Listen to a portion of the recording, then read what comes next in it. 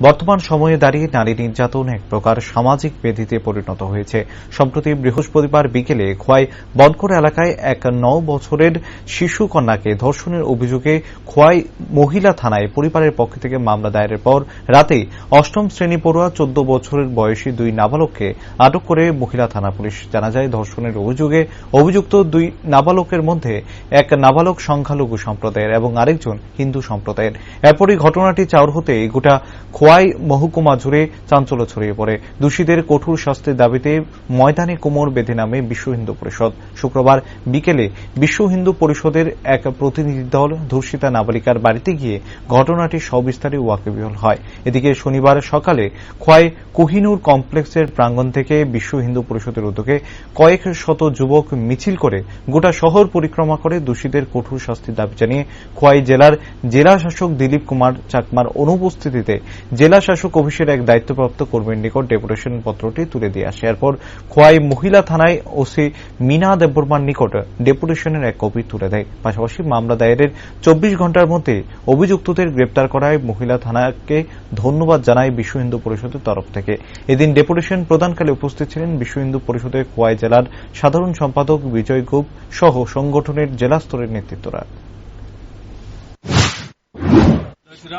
আজকে আমরা বিগত পরশুদিন যে একটা ন্যাক্কারজনক ঘটনা হয়েছে, আমরা সবাই অবগত আছি বিষয়টা নিয়ে। একটা মুসলিম যুবক 9 বছরের একটা হিন্দু নাবালিকা কন্যাকে ব্যাপকভাবে গণধর্ষণ করে প্রাণে মারার চেষ্টা করেছে। এলাকাবাসীর সহযোগিতায় মেয়েটা প্রাণে বেঁচে গেছে বর্তমানে।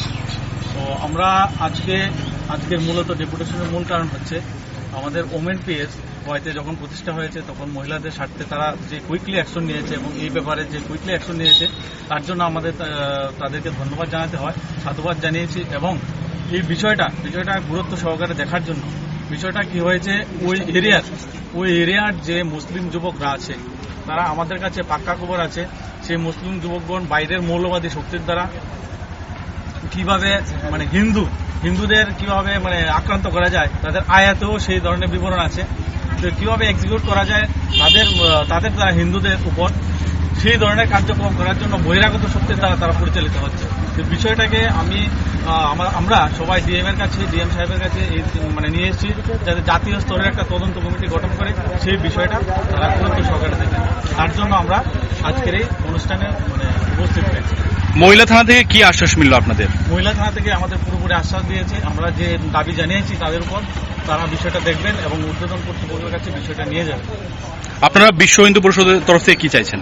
বিশ্ব হিন্দু পরিষদ থেকে পক্ষ থেকে আমরা এটাই চাচ্ছি বিষয়টা যাতে জাতীয় স্তরে নিয়ে গিয়ে যাতে তদন্ত হয়, কারণ বিষয়টা এখন আর ঘরোয়া পরিবেশ নেই। কারণ আমাদের কাছে পুরোপুরি খবর আছে বিষয়টা বাইরে থেকে মৌলবাদী শক্তির দ্বারা সেটা পরিচালিত হচ্ছে এবং খোয়াই না শুধু, সারা ত্রিপুরা রাজ্যে এবং ভারতবর্ষে এই ধরনের ন্যাক্কারজনক ঘটনা ঘটছে। তো বিশ্ব হিন্দু পরিষদ সবসময় হিন্দুদের স্বার্থে কাজ করে।